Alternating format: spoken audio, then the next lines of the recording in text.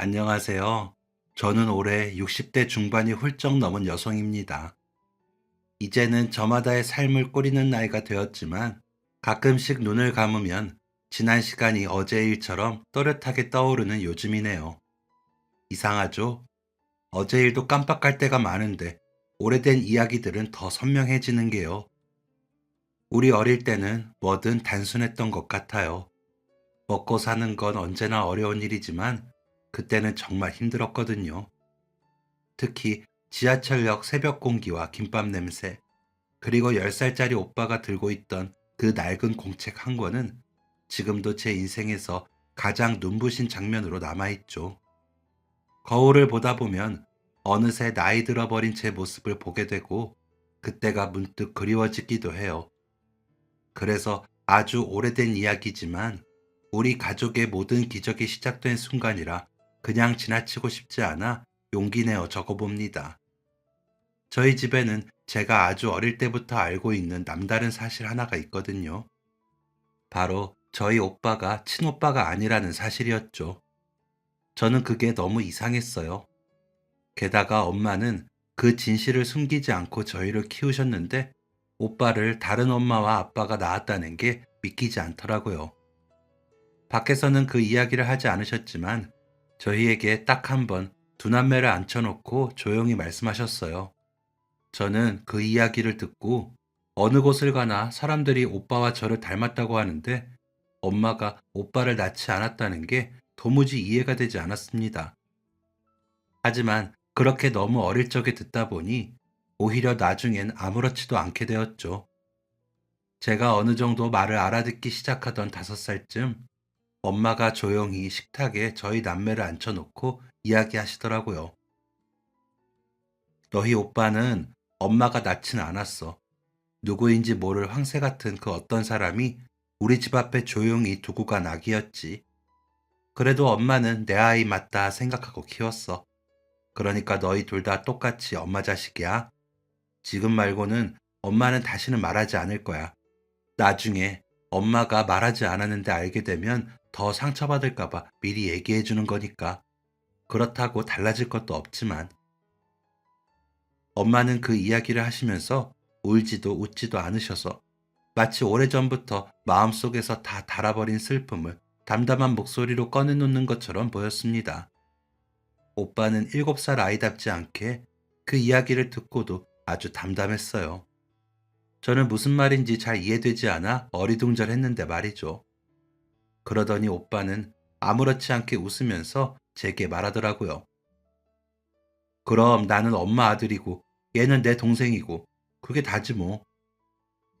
그 짧은 말 속에 어린 나이에 어떻게 그런 단단함이 있었는지 지금도 이해하기 어려울 정도로 오빠는 의젓했습니다. 저는 그런 엄마와 오빠의 모습을 이해하지 못한 채 어리둥절하게 둘을 바라보기만 했고요. 엄마와 오빠는 서로를 바라보며 조용히 웃었고 오빠가 친아들이 아니다 라는 그 사실은 우리 가족에게 그저 큰 의미 없는 정보가 되어버렸습니다. 엄마의 말대로 달라질 게 없었으니까요. 오빠와 저는 엄마에게 세상 누구보다 든든한 가족이라는 건 변함없었으니까요. 저희 세 식구가 서로 의지하지 않았으면 저희는 살아내기 어려웠을 거예요. 이 넓은 세상 천지에 정말 저희 셋뿐이었거든요. 아빠는 제가 6살 때 세상을 떠나셨어요. 출근길 통근버스가 전복되는 큰 사고였다고 하더라고요. 가끔 엄하시긴 했지만 다정하던 아빠가 하루아침에 그렇게 떠나시고 남은 건 엄마, 오빠, 저, 우리 셋뿐이었습니다. 엄마와 아빠가 친인척 없이 둘만의 가정을 이룬 분들이라 의지할 친척도 없었던 거죠. 아빠 장례식장에서 오빠와 엄마가 엉엉 울던 모습이 아직도 기억나요. 저는 그 모습을 보고 그냥 따라 울었죠. 아빠를 잃는 경험은 제게 빛이 꺼진 방 안에서 손으로 길을 더듬는 느낌과 비슷했습니다. 세상이 무너졌다기보다 세상이 갑자기 빛과 소리가 사라져 버린 듯한 순간이었어요. 6살짜리 마음은 죽음이라는 단어를 다 이해하지 못했는데도 어른들의 표정과 움직임에서 되돌릴 수 없는 변화가 찾아왔다는 사실을 알아채면서요. 아빠의 장례를 치르기 위해 몰려든 사람들 틈에서 저는 자연스럽게 오빠 손을 붙잡았어요. 무서웠는데 엄마는 너무 멀리 있었거든요. 그런데 오빠 손에도 땀이 잔뜩 배어 있던 것도 기억나요. 그 작은 손을 통해 오빠가 얼마나 떨고 있었는지 느껴졌고, 오빠도 무서워하는구나 하고 처음으로 알았습니다. 그런데도 오빠는 제 손을 천천히 쓸어주며 입모양으로 괜찮아 라고 말해줬어요. 영정 속 아빠는 환하게 웃고 계셨지만 저는 그 사진 앞에서 한참 동안 가만히 서 있는데도 힘들었는데 오빠가 그렇게 말해주니 마음이 놓였죠. 저게 정말 아빠 얼굴이 맞을까? 사진은 마치 다른 세계 문 같았고 아빠가 그 문 뒤에서 장난치면서 숨어 있는 건 아닐까 싶은 생각도 들더라고요. 잠깐 어디 갔다 오신 거겠지? 다시 오시겠지? 그 질문만 머릿속에서 계속 맴돌았습니다. 사람이 올 때마다 뒤를 돌아보며 아빠가 다시 나타나 손을 흔들어 줄까 싶어 가슴이 콩쾅거렸지만 시간이 지나도 아빠는 오지 않더라고요. 그 정적 속에서 저는 아주 천천히 그러나 가슴 깊은 곳에서 정말 돌아오지 않는구나를 처음으로 실감하게 되었죠. 아빠의 장례식에서 특히 기억나는 건 엄마가 아빠의 영정 앞에서 무릎을 꿇고 고개를 숙이던 장면입니다. 어깨가 아주 천천히 들썩였고 소리내지 않기 위해 온몸으로 울음을 참는 듯 했죠. 저는 엄마 뒤에서 조심스럽게 옷자락을 잡았습니다. 엄마가 너무 흔들려 보여서 잡아주고 싶었거든요. 그러자 엄마는 제 손을 가만히 잡아 올려 자신의 뺨에 가져다 대셨어요. 슬픈 눈이었지만 저를 보고 웃는 엄마를 본 그 순간 저는 마음속으로 말했습니다. 엄마가 울지 않게 내가 옆에 있어야겠다. 아빠가 땅속에 묻히던 그날 바람은 유난히 거셌어요. 바람 소리가 휙휙 지나가는 소리에 저는 자꾸 하늘을 올려다봤습니다. 아빠가 바람을 타고 내려오는 건 아닐까? 아니면 바람이 되어 우리 곁에 있는 건 아닐까 해서요. 그날 밤 집에 돌아와 불이 꺼진 방 안에서 아빠의 슬리퍼를 오래 바라봤죠. 현관 한쪽에서 멈춰 서 있는 그 슬리퍼가 마치 아빠의 그림자처럼 느껴졌거든요. 아빠, 어디 가셨어요? 속삭이듯 중얼거리다가 아빠가 들려주던 이야기와 웃음소리가 머릿속에서 터지듯 떠오르며 다시 울었습니다. 그날 이후 저는 이유도 모르게 아빠 이름을 크게 부를 수 없었어요. 자꾸 부르면 목소리가 허공으로 흩어져 아빠가 더 멀어질 것만 같아서요. 따뜻했던 손, 향기, 발소리, 웃음, 그 모든 것이 한순간에 사라진 세상에서 저는 오빠의 손을 꼭 붙잡고 새로운 리듬에 적응해 가야 했죠. 아빠가 떠난 뒤로 엄마는 두 가지 일을 겹쳐 해야 했거든요. 낮에는 식당이나 시장에서 아르바이트를 더 많이 하고 밤에는 김밥 재료를 준비해 새벽에 팔 김밥을 말면서요. 지하철 첫 차가 지나갈 무렵 엄마는 말아둔 김밥을 들고 역 입구에 좌판을 펴고 작은 목소리로 김밥 있어요 를 외치며 하루를 시작하셨습니다. 저는 그런 줄도 모른 채 잠들어 있었고 오빠를 학교에 보내기 위한 아침을 차려 깨우는 엄마 손길에 그제야 눈을 떴죠. 오빠가 학교에서 돌아오면 엄마는 저와 오빠를 두고 다시 일을 나가셨고 오빠는 엄마가 놀랄 정도로 저를 잘 돌봤습니다. 엄마가 간식으로 두고 간 누룽지에 설탕을 뿌려주던 모습, 무조건 저부터 먹이고 남은 걸 먹던 오빠였어요. 그건 저보다 고작 2살 많은 아이가 하기엔 참 어려운 일이었을 겁니다. 그런데도 오빠는 저를 위해 모든 걸 다 양보했고 챙겨주었습니다. 저는 그 덕에 그 어려운 시절을 구김살 없이 지낼 수 있었죠. 엄마와 오빠가 그렇게 제가 모자란 것을 느끼지 못하게 행복하다고 느끼도록 키워준 거라고 생각하면 너무 감사할 뿐이고요. 엄마는 매일 오빠에게 그러셨어요. 우리 아들이 너무 양보만 하면 엄마는 조금 속상해. 기훈아, 엄마는 기훈이가 조금 떼도 쓰고 어리광도 부리면 좋겠어. 기영이 잘 돌봐주는 건 너무 고마운데 우리 기훈이가 힘들지 않을까 걱정이 되거든. 그런 엄마에게 오빠는 웃으면서 대답했어요. 아빠가 저한테 항상 그러셨잖아요. 제가 엄마랑 기영이 지켜야 한다고요. 저는 아빠랑 한 약속 지키는 거예요. 제가 우리 집 큰아들이잖아요. 그리고 기영이가 너무 착해서 더 잘해주고 싶어요. 제 친구들 이야기 들어보면 기영이 같은 동생 없어요. 다 못된 동생들 뿐이더라고요. 엄마는 그런 오빠를 꽉 끌어안으시면서 너무 행복하다고 하셨죠. 저는 그런 엄마와 오빠가 셈이 나서 그 사이에 끼어들곤 했고, 그러다 셋이 함께 웃다 보면 정말 행복했던 것 같았어요. 엄마와 오빠가 있어서 너무 다행이라고 생각하면서요. 비록 아빠가 너무 멀리 떠나신 것은 마음 아프긴 했지만, 엄마와 오빠가 있어서 제가 행복할 수 있다는 사실이 그저 감사할 뿐이었죠. 그런 저와 오빠를 지키느라 엄마는 얼마나 힘들었을지 가늠도 되지 않아요. 그런데도 엄마는 절대 우리 앞에서 울지 않고 버티셨습니다. 늘 피곤에 젖어 있던 엄마였지만 이상하게도 우리 앞에서는 한 번도 흐트러진 모습을 보이지 않으셨죠.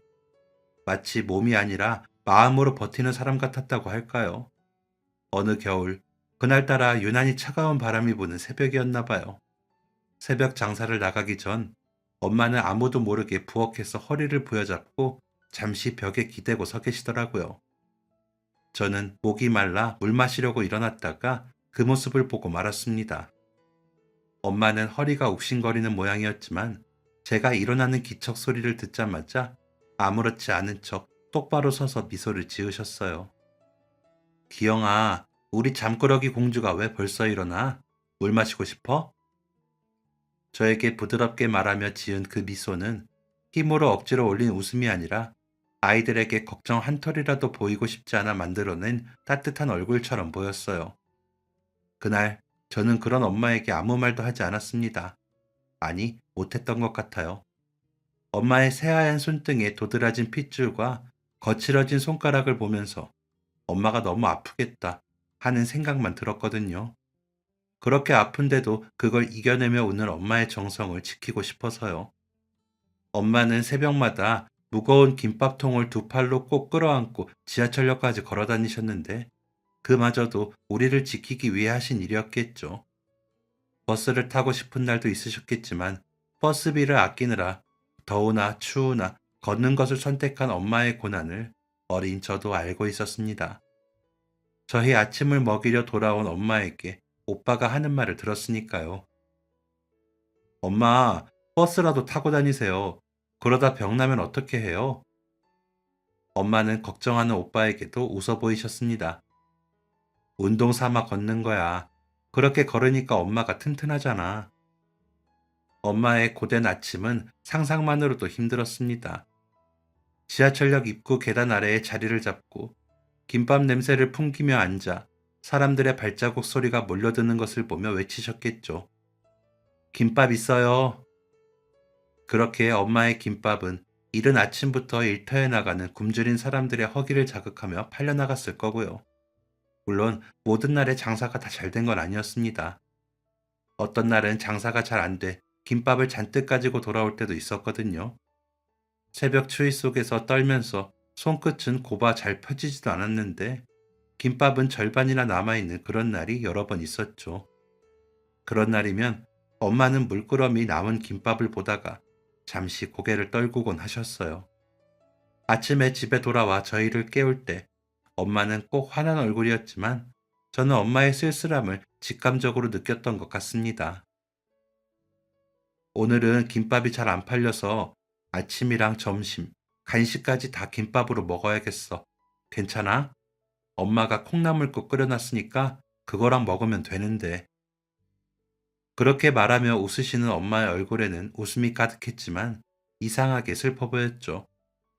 저와 오빠가 있는 집안에서는 어떠한 무거운 기색도 허락하지 않으려는 듯 엄마는 우리 앞에서 늘 밝게 웃기만 하신다는 걸 희미하게나마 알았으니까요. 우리 기영이 기훈아, 엄마 왔다. 저녁 시간이 다 되어서야 일을 마치고 들어오실 때도 엄마는 웃고 계셨습니다. 그 목소리에는 하루 종일 짊어졌던 고단함을 덮어버리기 위해 더 씩씩함을 보태고 있는 느낌이었어요. 엄마는 저녁을 준비하며 종종 콧노래를 불렀는데 그 콧노래가 참 신기했습니다. 힘든 하루를 보낸 사람의 목소리가 아니라 삶이 벅차게 고단해도 가족만 보면 다시 살아나는 사람의 음색이라고 느껴졌거든요. 저는 달리다가 넘어지기만 해도 아픈데 엄마는 모든 고통을 지고도 웃고 노래한다는 게 대단해 보이더라고요. 오빠도 그랬는지 엄마가 저녁상을 차리는 모습을 보다 한 번은 조심스럽게 엄마에게 물었습니다. 엄마, 힘들지 않아요? 잠도 못 주무시잖아요. 오빠가 그 질문을 하자 엄마는 잠시 놀란 듯 멈추시더니 이내 씩 웃으셨어요. 그러더니 오빠의 이마를 쓰다듬으시며 그러시더라고요. 엄마는 하나도 안 힘들지. 너희들이 엄마 곁에 있으니까 하나도 안 힘들어. 엄마가 사는 이유가 너희들인데 너희만 먹이고 입힐 수 있으면 엄마는 다 이겨낼 수 있어. 우리 기훈이가 기영이 잘 돌봐주는데 엄마가 못할 게 뭐가 있어? 엄마의 그 말에 오빠는 고개를 끄덕이며 웃었고 저는 그 말을 다 이해하진 못했지만 엄마가 세상에서 제일 강한 사람이라는 건 알 수 있었던 것 같아요. 그렇게 엄마는 스스로를 다라지게 쓰면서도 웃음을 잃지 않으려 애쓰는 모습으로 우리를 키우셨습니다. 엄마는 우리가 모른다고 생각하셨을 테지만 저희는 다 알았어요. 엄마가 저희를 위해 견디고 계시다는 것을요. 그 시절 엄마의 손, 엄마의 눈빛, 엄마의 뒷모습 하나하나가 지금의 저희를 만들어준 가장 큰 토대가 되었을 겁니다. 그리고 그 모든 순간이 지금도 제 안에서 생생하게 살아남아 있고요. 하지만 그 강인함도 어느 날 갑자기 찾아온 사고 앞에서는 버티지 못했습니다. 그날도 엄마는 여느 때처럼 김밥을 이고 아직 어두운 새벽에 집을 나가셨는데 횡단보도를 건너던 중 달려오던 오토바이에 부딪혀 크게 넘어지셨대요. 몇 년 동안 새벽에 장사를 나가시면서 한 번도 사고가 없었는데 그날따라 운이 나빴던 건지 결국 일이 나고 말았던 거죠. 오토바이 바퀴가 엄마의 다리를 타고 넘는 바람에 엄마는 다리뼈가 심하게 골절되고 말았습니다. 단순히 깁스만 하면 끝나는 일이 아니라 몇 달 동안은 치료를 받으며 절대로 무리해서는 안 되는 부상을 당하신 겁니다.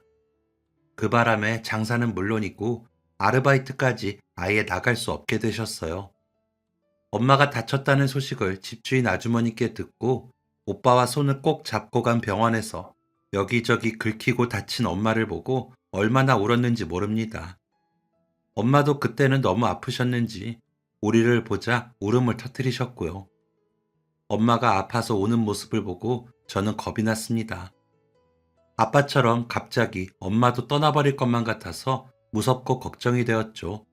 그나마 다행이었던 건 그때가 방학이라 저와 오빠가 학교에 가지 않고 엄마 병원을 오갈 수 있었다는 점이었습니다. 엄마는 저희가 병원에 오가는 것조차 미안하다며 어쩔 줄 몰라 하셨어요. 10살이 든 오빠가 밥을 할 줄 알아서 저희가 밥을 굶는 일은 없었는데도 엄마는 우리에게 너무 미안하다며 눈물까지 흘리며 미안해 하셨죠. 엄마의 그런 모습은 처음이라 저는 너무 놀랐던 것 같습니다. 그 후로도 엄마는 점점 제가 모르던 엄마의 모습을 보여주셨어요. 아무리 힘들어도 웃던 엄마가 사라졌거든요. 병원에서 퇴원하고 집으로 돌아온 날에도 엄마는 조용히 마루에 걸터 앉아 하늘을 올려다보며 거의 울 것 같은 얼굴로 멍하니 계셨습니다. 좁은 마당 위의 하늘은 작게 조각난 하늘이었는데 그 조각난 하늘을 한참이나 바라보시더라고요. 그러다가도 고개를 돌려 달력을 보면서 한숨을 쉬는 모습이 자주 보이셨죠. 불안해하면서 웃지 못하는 그런 엄마의 얼굴은 처음이라 저는 점점 더 걱정이 되었어요. 며칠 뒤 집주인이 찾아와 우리 방 앞에서 하는 말을 듣고 그 이유를 알게 되었고요. 그때는 불안해하는 엄마를 온전히 이해하진 못했지만 엄마에게는 그런 순간이 하늘이 무너지는 것처럼 느껴졌을 겁니다. 저희를 지켜줄 울타리가 무너지는 기분이었겠죠. 기영이 엄마, 저번 달에도 늦더니 이번 달 새도 아직 안 들어왔잖아. 나도 몸 다친 사람한테 이러는 건 싫은데 보증금도 없는 달방에 살면서 자꾸 이렇게 세 주는 날짜 어기면 어떻게 해? 다음 달에도 이러면 나도 곤란해. 그때는 방 빼줘. 그러고 돌아간 집주인의 말이 엄마에게는 세상에서 가장 무서운 칼처럼 꽂혔을 겁니다. 자신이 사고를 당한 바람에 두 아이가 길에 나앉지는 않을까 너무 걱정이 돼서 웃지도 못하고 달력만 들여다보셨던 거겠죠. 엄마에게는 우리가 입고 먹고 자는 것이 가장 중요한 문제였을 거니까요. 그날 밤 엄마는 처음으로 현실의 벽을 한탄하며 오빠와 제 앞에서 눈물을 보이셨습니다. 두 아이를 지켜야 한다는 책임감 앞에서 무너지는 너무도 안타까운 어른의 눈물이었죠. 저는 그런 엄마를 보며 따라 울기만 했습니다. 엄마의 고통을 공감하고 느끼면서도 어떻게 해결해야 할지 전혀 몰랐으니까요. 엄마가 그런 저를 끌어안고 울고 있을 때 10살짜리 오빠가 조용히 다가왔습니다. 저는 오빠가 저처럼 엄마와 제 사이를 비집고 들어와 안겨서 함께 올 것이라고 생각했지만 오빠는 그러지 않더라고요. 대신 엄마 앞으로 낡은 공책 한 권을 쑥 내밀었어요. 엄마, 이제 나만 믿어요. 오빠는 그렇게 말하더니 엄마가 앉은 바닥에 공책을 펼쳐놓았습니다. 그 공책은 오빠가 며칠 동안 몰래 쓴 사업 계획서라고 하면서요. 10살짜리 아이가 쓴 것이라고는 믿기 어려울 만큼 나름 치밀했던 것 같아요. 공책에는 이런 내용이 적혀 있었거든요.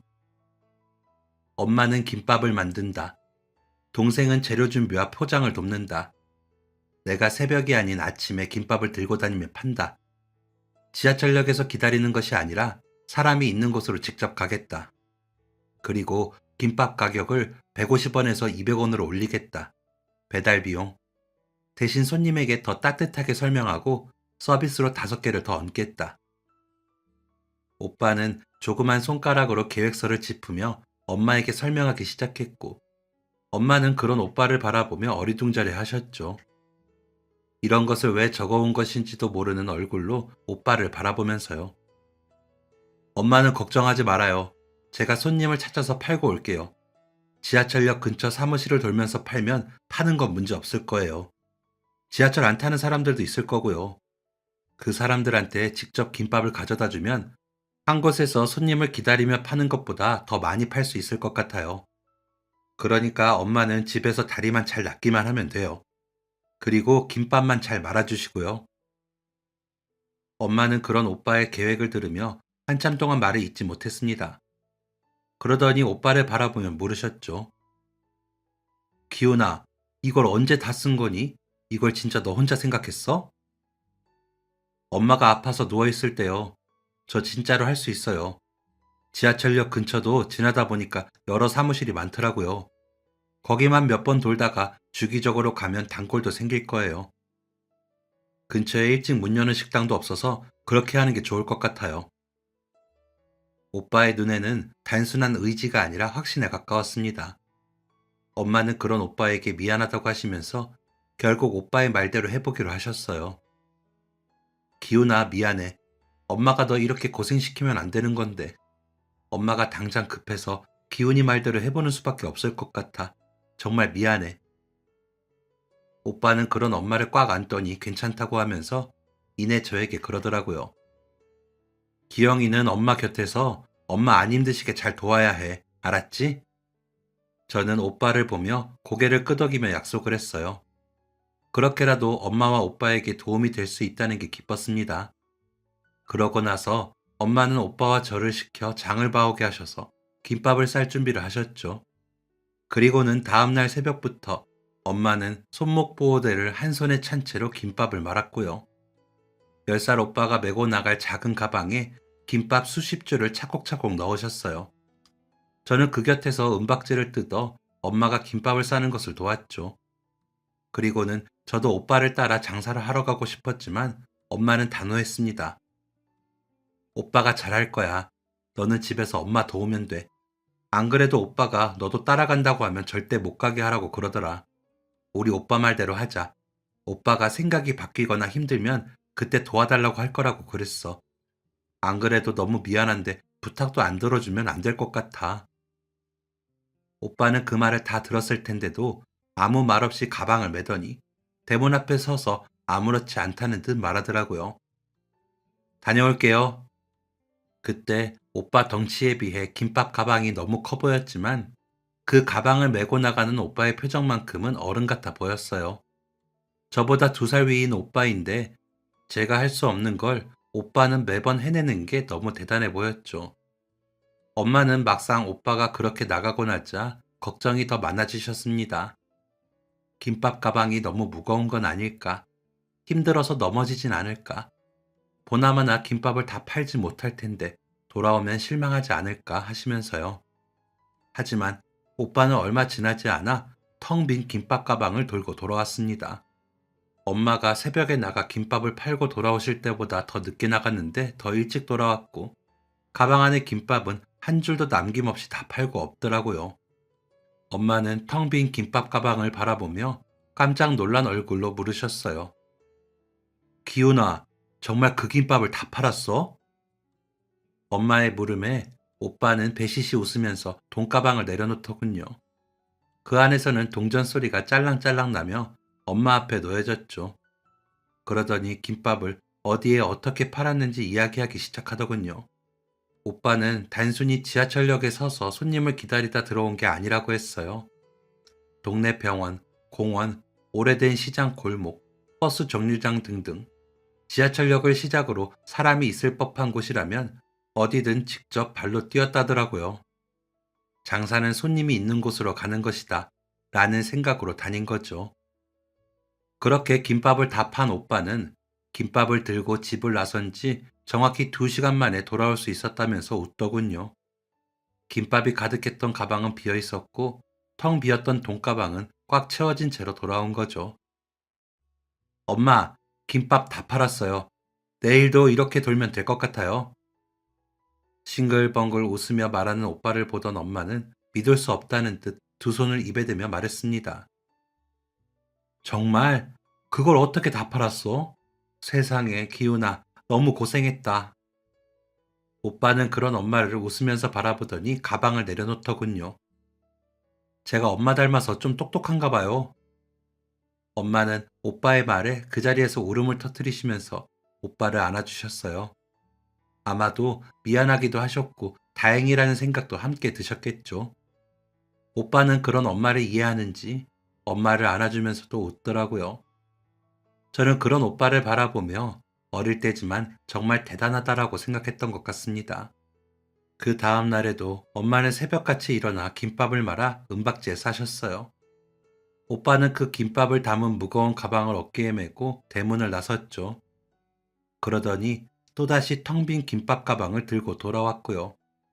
며칠 뒤에는 더 발전된 방식으로 엄마에게 제안을 하는 바람에 엄마는 또다시 놀라셨습니다. 엄마, 내일은 손님이 예약했어요. 김밥 속 재료를 조금 다르게 해서 싸야 할 것도 몇 줄 있고요. 더 집어넣는 건 더 비싸게 받을 거예요. 엄마는 오빠가 말한 예약이라는 말에 깜짝 놀라 예약? 이라고 물으셨어요. 하지만 오빠는 더 놀라운 이야기를 웃으면서 하더군요. 며칠 동안 김밥 사셨던 건축회사 사무실 분들이 김밥 맛있다고 하시더라고요. 며칠 동안 계속 사시더니 이제 안 먹으면 허전하다고 하시면서 내일부터는 10줄씩 매일 가져다 달라고 했어요. 그랬는데 그 곁에 다른 분들도 5줄, 10줄 가져다 달라고 하시더라고요. 그 옆 사무실에서 근무하신다고요. 그날부터 오빠는 예약 주문을 받아오기 시작했습니다. 그러더니 만들어 나간 만큼은 다 팔고 돌아왔죠. 그러다 보니 배달만 하고 와서는 나간 지 1시간도 안 돼 돌아오는 날도 많았어요. 아무리 뛰어다녀도 다 팔릴지 장담하기 어렵다고 했던 엄마의 불안은 점점 사라졌는지 얼굴에서 근심이 조금씩 걷히는 게 보였습니다. 오빠의 고객들은 직접 찾아오는 오빠에게 김밥을 매일 사 먹었으니까요. 오빠는 예약된 김밥 말고도 10줄 정도는 넉넉히 싸달라고 했어요. 매일 사주시는 고객에게 서비스로 드리기도 하고 혹여나 생길 예비 고객에게 팔 여분의 김밥이 필요하다면서요. 사람들은 놀라서 묻는다고 하더라고요. 아니, 김밥을 이렇게 직접 가져와 팔 생각을 했니? 너 진짜 똑똑하다. 덕분에 우리는 아침 챙겨 먹어서 너무 좋아. 애가 다리도 짧은데 고생이 많네. 몇 줄 더 주고 가. 그 시절에는 요즘과는 달리 배달 문화가 제대로 형성된 때가 아니었잖아요. 그러다 보니 오빠의 방식은 사람들에게 굉장히 편리하게 다가왔고 그 편리함이 곧 매출로 이어졌던 것 같아요.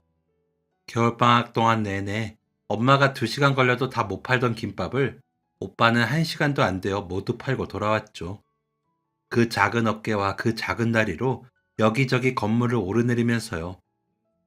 오빠가 장사를 시작한 지 한 달이 되었을 때는 저희 집에는 눈에 띄는 변화가 생겼습니다. 부엌 냉장고 문을 열면 늘 텅 비어있던 공간에 반찬이 하나둘 늘어난 게 제일 큰 변화였던 것 같아요. 그리고 무엇보다 집세도 밀리지 않고 낼 수 있었고요. 집주인 아주머니는 저희 방문 앞에 서서 엄마에게 말했습니다. 요즘은 김밥 장사가 잘 되나 봐. 그래도 다행이네. 아무튼 앞으로도 이렇게 밀리지 말고 세 좀 내줘. 나도 먹고 사는 게 힘들어서 그래. 엄마는 그런 집주인 앞에서 부끄러운 듯 웃으며 고개를 숙이셨어요. 아이가 도와줘서요. 그동안 죄송했습니다. 최대한 맞춰내볼게요. 엄마의 목소리는 점점 작아졌지만 오빠는 정말 비범한 사람이었던 것 같아요. 김밥을 단순히 뛰어다니며 파는 게 아니라 판매 방식 자체를 매일 점검하고 바꾸면서 어떤 날에는 2번이나 오빠가 김밥을 팔러 가기도 했어요. 엄마, 오늘은 김밥에 단무지가 좀 많았어요. 다음엔 조금만 넣어도 될 것 같아요. 엄마, 버스 정류장 말고 병원 옆이 더 잘 팔려서 그쪽도 가보려고 그래요. 10살 아이 입에서 나오는 말이라고는 믿기 어려운 말들이었죠. 마치 장사를 하기 위해 태어난 사람처럼 어떻게 하면 김밥을 더 잘 팔지 그 생각만 하는 어린이처럼요. 엄마는 그런 오빠의 말을 기특하다는 듯 듣고 계시다가도 가끔 뒤를 돌아 벽을 바라보며 눈물을 삼키곤 하셨어요. 기훈아, 네가 우리 가족에게 얼마나 큰 선물인지 모른다. 그렇지만 엄마가 너무 미안해. 너를 이렇게 고생시키면 안 되는데 엄마가 얼른 나와서 다 갚을게. 오빠를 제가 태어나고 얼마 안 된 저희 집 앞에 누군가 두고 사라졌던 그 이야기는 동네에서 소문으로 존재했고 사람들은 가끔 그 소문을 입에 오르내렸거든요. 엄마는 그 소문이 오빠 귀에 들어갈까 걱정을 많이 하셨어요. 그 소문 때문에 오빠가 기가 죽을까 봐요. 그런 오빠를 아침마다 김밥을 팔게 하는 엄마의 마음은 결코 편하지 않으셨을 겁니다. 엄마 아빠는 오빠를 고생시키려고 입양하신 게 아니었으니까요. 오빠는 저희 집 앞에서 작은 보자기 하나를 끌어안고 울고 있었는데 손에는 짧은 메모 한 장을 들고 있었대요. 얼굴에는 눈물 자국이 가득한 채 쪼그리고 앉아 있다가 대문 밖으로 나온 아빠에게 손에 든 쪽지를 내밀면서 배고파요 라고 했다더라고요. 이 아이를 부탁합니다. 저는 더는 키울 수 없습니다. 아이 나이는 3살인데 생일과 이름은 좋을 대로 붙여주세요. 그 쪽지를 본 아빠는 저를 돌보던 엄마를 불러 오빠를 데리고 들어오게 하셨답니다. 아빠가 어린 오빠를 데리고 집 안으로 들어왔을 때 엄마는 처음엔 아무 말도 못한 채 그 아이를 바라보기만 하셨대요. 갑자기 나타난 작은 손님을 어떻게 맞이할지 몰랐던 거죠. 젖은 눈으로 겁먹은 얼굴을 하고 있는 작은 아이. 너무 말라서 옷이 헐렁했고 신발도 작아졌는지 발등이 꽉 끼어 있는 게 보였대요. 언제 잘랐는지도 모를 머리카락은 들쑥날쑥했고 돌봄을 받지 못했다는 게 한눈에 보였다고요. 오빠는 낯선 공간이 무서웠는지 두리번거리다가 엄마를 올려다보며 조심스럽게 첫 마디를 꺼냈답니다. 밥 주세요. 그 한마디에 엄마의 마음이 무너져 버렸대요. 엄마는 아이 손을 잡고 조금만 기다려 라고 말한 뒤 부엌으로 가서 따뜻한 밥과 국을 한 그릇 가득 담아 먹이셨답니다. 얼마나 배가 고팠는지 오빠는 고개도 들지 못하고 허겁지겁 먹기만 했대요. 엄마는 조용히 그 옆에 앉아 한쪽 볼에 붙어있던 밥알을 손끝으로 떼어주며 말하셨고요. 천천히 먹어도 돼. 여기선 아무도 너한테 뭐라 안 하고 다 줄 거야. 아빠는 그 모습을 문가에서 잠시 바라보다가 나지막하게 덧붙이셨대요. 이 녀석 밥 잘 먹는 게 나중에 크게 되겠어. 당신 앞으로 밥 더 많이 해야겠네.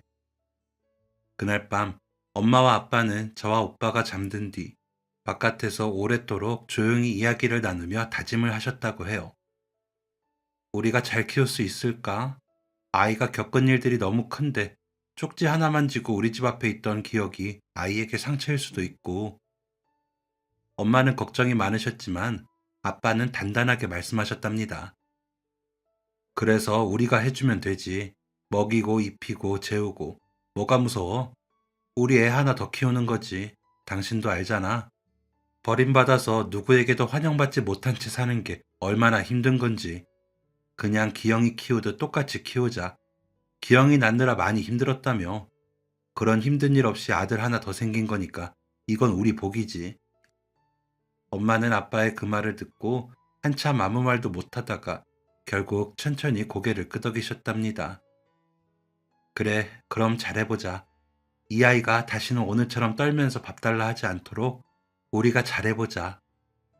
그날 이후 오빠는 우리 집에서 지내게 되었던 거고요.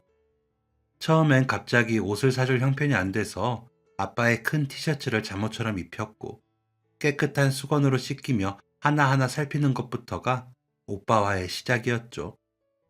엄마는 어린 오빠 머리를 말리며 조심스레 묻기도 했대요. 혹시 이름은 뭐였는지 기억나? 하지만 오빠는 고개를 저으며 몰라요 라고 했답니다. 그 말에 엄마는 가슴이 찢어질 듯 아파서 다시는 묻지 않으셨대요. 엄마도 어린 시절 보육원에서 겪었던 그 기억이 떠올랐던 거죠. 자신의 이름도 나이도 모르는 채 버려졌던 그 시절처럼. 그래서 엄마는 조용히 오빠를 끌어안고 말하셨고요. 그럼 이제 엄마가 이름 지어줄까? 나중에 학교도 가려면 이름이 있어야 하니까 우리 같이 정해보자. 아빠와 엄마, 오빠는 생각나는 이름들을 적어가며 이름을 고르고 나이를 계산해 주민등록을 넣고 병원에서 예방접종도 다시 했답니다. 엄마와 아빠는 자신들의 경험을 바탕으로 3살 아이가 당연히 받아야 했을 보호와 사랑을 하나씩 채워 넣으셨던 거였죠.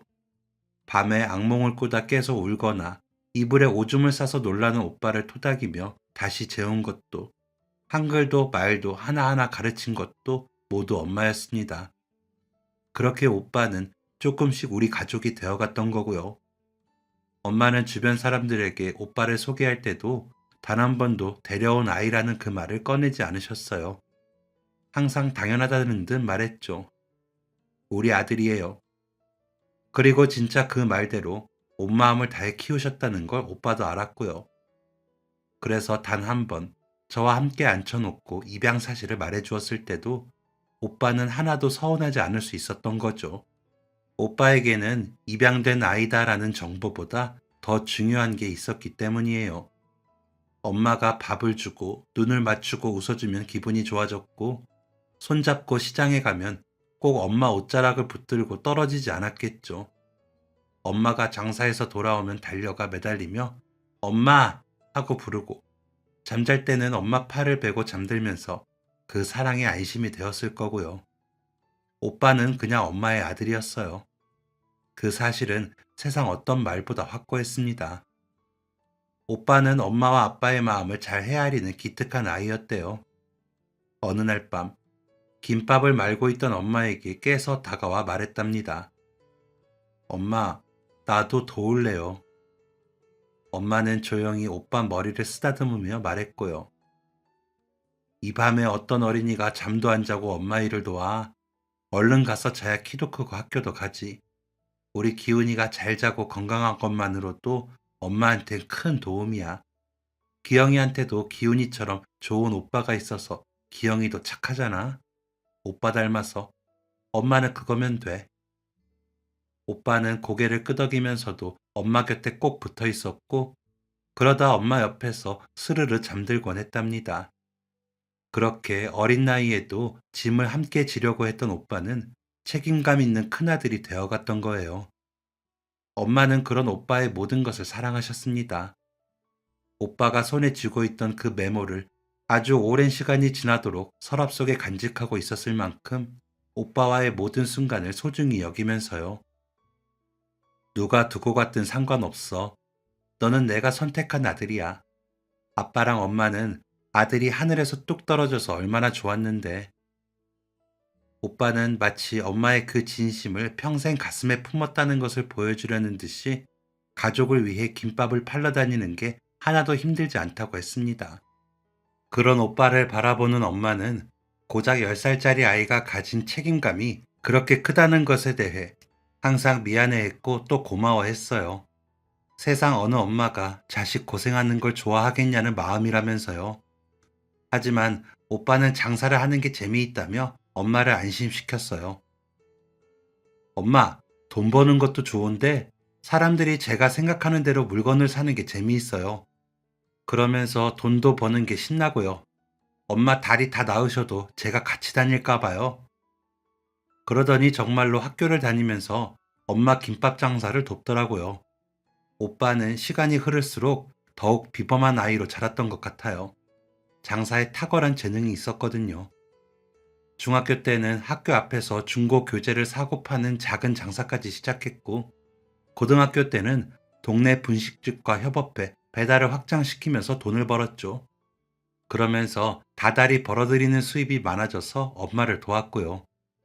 덕분에 엄마는 무사히 다리 치료를 마치실 수 있었고, 사고 나기 전처럼 정상적인 생활을 할 수 있었습니다. 엄마는 몸이 좋아지면서 김밥 장사도 다시 열심히 하셨어요.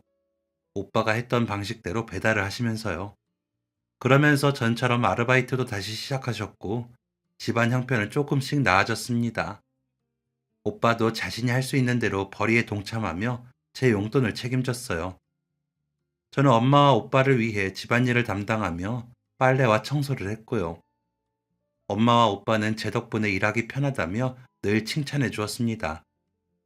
제가 할 수 있는 일이 고작 그런 일이었지만 도움이 된다니 좋았고, 그래서 열심히 했던 것 같아요. 엄마와 오빠가 조금이라도 더 편하면 그 자체로 행복하더라고요. 오빠는 20살이 되자마자 원단을 파는 일을 한다며 밤마다 도매시장을 드나들기 시작했어요. 그러더니 결국 엄마에게 작은 김밥 가게를 차려드렸습니다. 덕분에 엄마는 더 이상 남의 가게에 가서 일하지 않으셔도 됐어요. 처음 가게 문을 여는 날, 엄마와 오빠는 눈물을 흘렸고, 저는 그 가게에서 엄마 일을 도왔습니다. 오빠는 그런 제가 기특하다며 용돈도 올려주었어요. 오빠의 벌이가 점점 더 좋아진다며 많이 주더라고요. 오빠는 군대를 다녀온 27살 무렵에는 작은 회사를 운영할 정도로 장사 수완이 좋았고, 날이 갈수록 바빠졌습니다. 오빠 나이 30이 되기 전에 수십 명의 직원을 둔 젊은 사업가가 되었죠. 그렇게 된 것만으로도 엄마는 무척 대견해 하셨는데, 오빠가 하는 일은 시대 변화에 맞게 계속 진화해 가더군요. 사업체도 한 곳이 아니라 여러 곳이 되었고, 오빠는 더 성장하기 위해 노력했어요. 그런 오빠가 걱정된 엄마는 몸 생각하라며 잔소리를 하기도 했죠. 오빠는 그럴 때면 웃으면서 말했습니다. 엄마, 나는 단 한 번도 변한 적이 없어요. 엄마가 나를 키워준 것보다 더 큰 은혜가 어디 있어요. 나는 평생 그 은혜 갚으면서 살 거예요. 세상에서 제일 가는 효자 되는 게 제 목표니까요. 다시는 엄마랑 기영이 돈 때문에 슬퍼지는 일 없도록 할 거예요. 그런 생각으로 일하니까 하나도 안 힘들고요. 그 말은 빈말이 아니라 오빠의 삶 그 자체였어요. 엄마의 병원비, 집 개보수, 생활비, 이제는 모두 오빠가 책임지고 있었으니까요. 그 과정에서 단 한 번 흐트러지지 않고 차근차근 해냈습니다. 그런 오빠에게 저는 번번이 큰 도움을 받고 말았죠. 오빠는 항상 제 곁을 지켜주면서 도움을 줬지만 그때는 더 크게 도와주더라고요. 남편이 회사에서 정리해고를 당하고 퇴직금으로 시작한 장사가 한 푼도 건지지 못해 집까지 경매로 넘어갈 위기였을 때였어요. 오빠는 하나도 묻지 않고 집부터 막아 라며 돈을 주더군요. 저는 염치 없어 차마 받겠다고 하지도 못하고 울기만 했는데 오빠는 괜찮다며 언제나처럼 웃어 보였습니다. 엄마를 모시는 일도 오빠와 새언니가 도맡아 하고 있는데 용돈도 못 드리는 제 형편이 부끄러웠지만 그렇게 위기를 넘길 수 있었죠. 그뿐만 아니라 오빠는 남편에게 사업 노하우를 알려주며 다시 장사를 시작하도록 도와주었고 남편이 다시 시작한 장사는 결국 성공했습니다. 오빠는 그렇게 물질적으로도 정서적으로도 완벽한 오빠였습니다. 그런 오빠가 너무 고마워 마음을 표현하면 오빠는 언제나 말했죠. 넌 내 동생이잖아. 하나밖에 없는 동생 편 들어주는 게 당연하지. 오빠의 그 한마디가 얼마나 든든했는지 모릅니다. 시간이 지나면서 엄마는 이제 흰머리가 늘고 더 이상 장사는 하지 못하세요. 호호 할머니가 되어 그런지 다친 다리가 가끔 쑤시고 아프다고 하시고요. 오빠는 지금도 사업으로 바쁘지만 늘 엄마와 저를 먼저 챙깁니다. 엄마 다리가 아프다고 하면 뼈에 좋다는 온천이라도 꼭 모시고 가죠. 엄마는 그런 오빠 눈치를 보느라 아프다고도 못하실 정도예요. 가끔 오빠 집 거실에서 엄마가 보관 중인 그때의 공책을 꺼내봅니다. 10살짜리 아이가 삐뚤빼뚤 적어내려간 김밥 사업 계획서가 적힌 그 공책이요. 그 공책 한 권이 우리 가족을 절망에서 꺼낸 소중한 우리 집 보물이죠. 오빠는 여전히 이렇게 말합니다. 기둥이 2개 있어야 집이 무너지지 않는 거야. 엄마가 하나고 네가 하나고 나는 그 2기둥 위에 얹힌 지붕 같은 존재야. 2사람이 있어서 내가 무너지지 않는 거야. 그러니까 나한테 다 해달라고 해. 엄마랑 기영이 너는 그래도 돼. 저는 아직도 그 말이 참 좋고 정말 사실이라고 믿고 싶어요. 혈연이 아닌 사랑으로 이어진 가족이지만 서로에 대한 마음은 세상 어떤 것보다 강한 가족이라고 생각하거든요. 돌아보면 저희 가족에게 일어난 기적이라는 건 특별한 하늘의 축복만을 말하는 게 아니었습니다. 누군가의 용기, 누군가의 사랑, 누군가의 선택이 한 가족을 지탱해주는 순간이 바로 기적인 거죠. 우리 집의 기적은 10살짜리 오빠가 공책을 펴고 써넣은 작은 메모에서 시작되었어요. 엄마, 이제 나만 믿어요. 라는 어린아이의 그 말 한마디는 우리 가족을 살리고 미래를 열어준 거고요. 그날 내가 공책을 펼친 건 엄마가 나를 버리지 않고 선택해준 날부터 이미 정해져 있었던 거야. 나는 그 정해진 대로 이끌려 온 거고, 그러니까 내가 가진 모든 건 다 엄마 덕분인 거야. 그래서 나는 계속 열심히 살아야 하는 거고. 저는 그 말을 들을 때마다 지금도 가슴이 뜨거워집니다. 세상의 모든 기적은 사람의 마음에서 시작된다는 걸 알게 되었으니까요.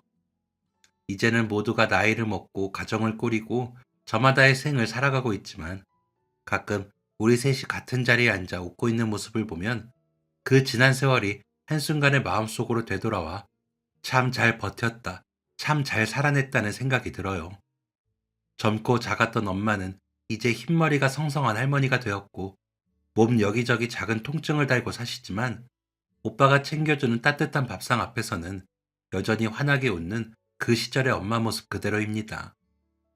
저 역시 제 가정을 이루고 아이들을 키우며 살아가면서 힘든 순간마다 오빠가 건넨 말들이 제 마음의 버팀목이 되어주곤 하죠.